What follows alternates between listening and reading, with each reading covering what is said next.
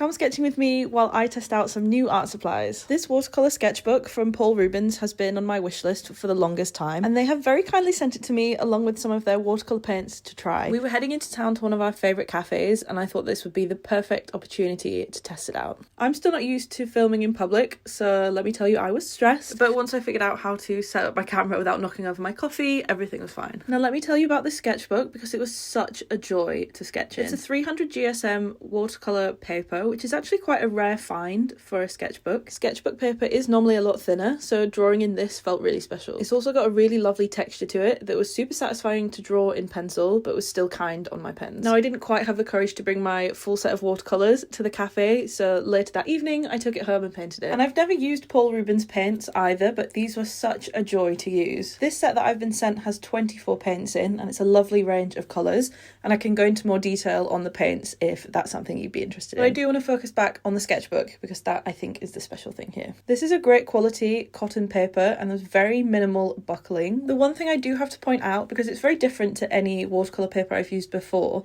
it took a really long time for any of the water to soak into the paper. And because the water sat on the surface, I did find it quite hard to control the blending. You can see this plate here just keeps getting more and more yellow as the colours merge together. So if you're someone who likes to do a lot of wet on wet with watercolour, that is something I would be cautious of. But in the end, I really loved how it turned out. I think it gives you that really stereotypical watercolour look. Thanks so much to the team at Paul Rubens for sending these, and here's to more filming myself in public.